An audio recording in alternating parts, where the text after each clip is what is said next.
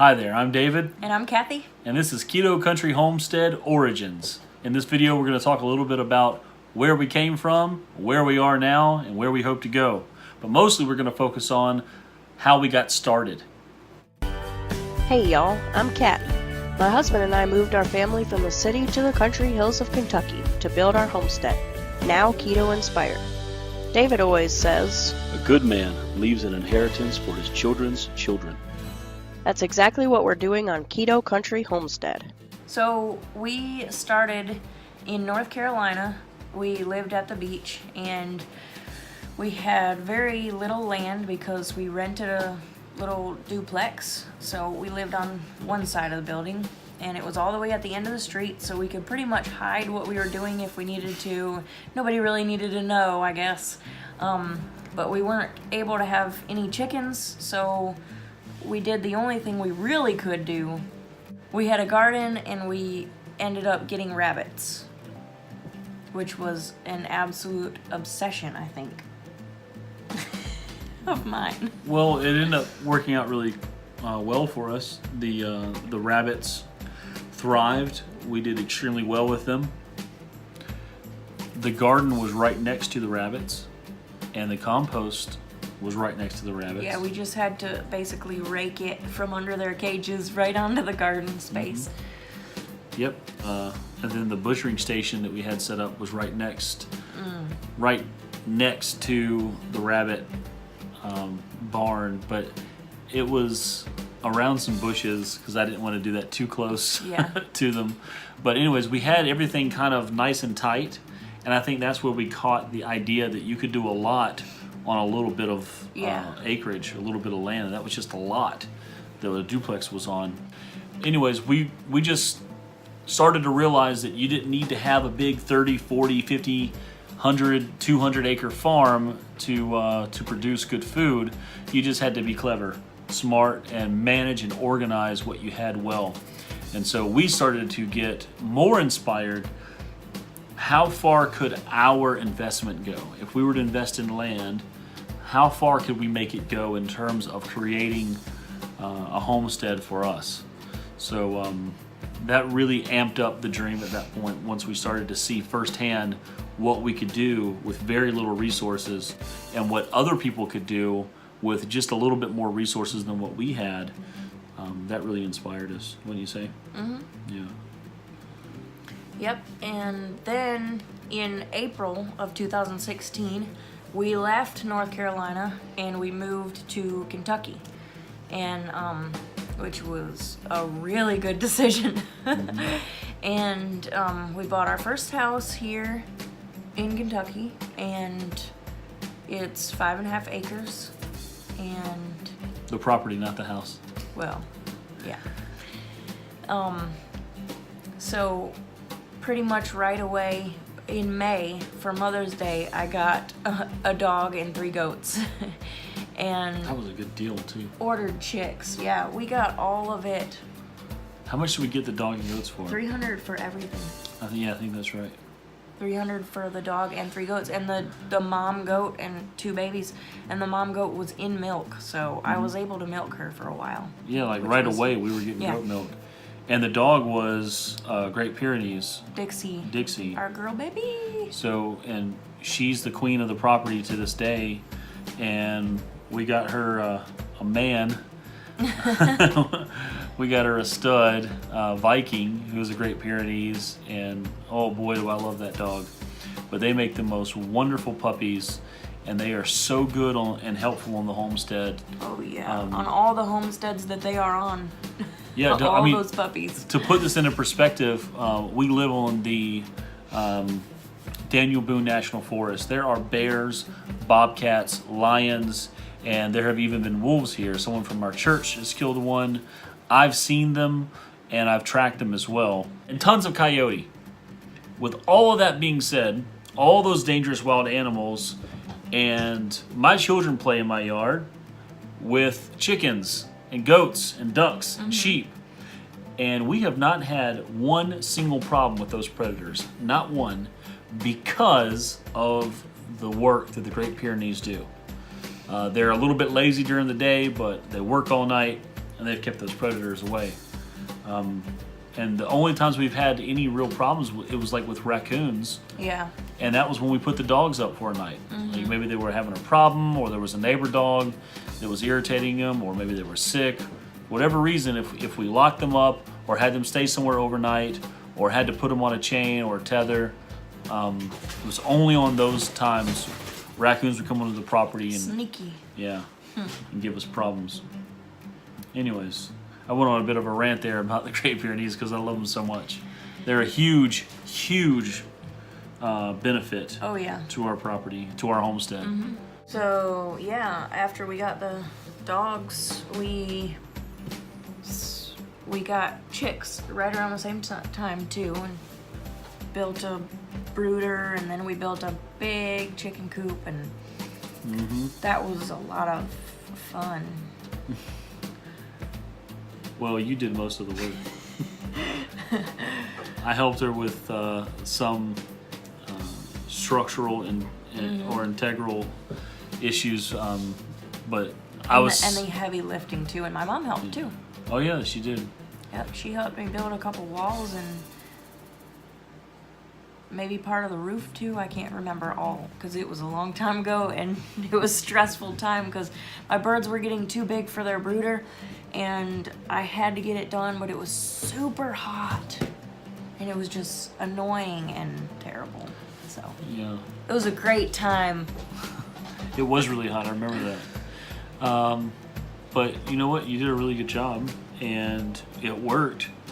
It works. It works. I love that chicken coop a lot. Yeah. The problem with it was shortly afterwards we realized it wasn't where we wanted it to be. Yeah, it was right in the middle of the backyard, Yeah. and but it was easy to move with the guy with the excavator or whatever he had.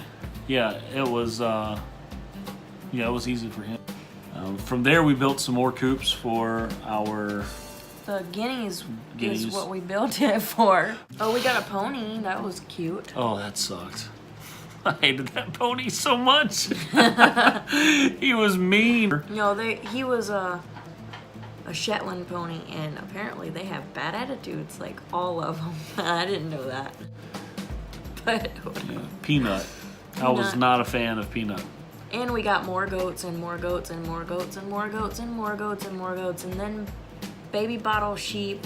One of my friends' brothers raised sheep, and she was like, "Hey, do you want to do sheep?"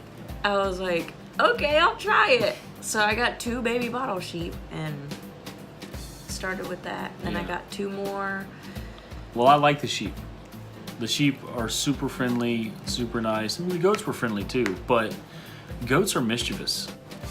In November of 2017, we had our 7th baby, and that was great.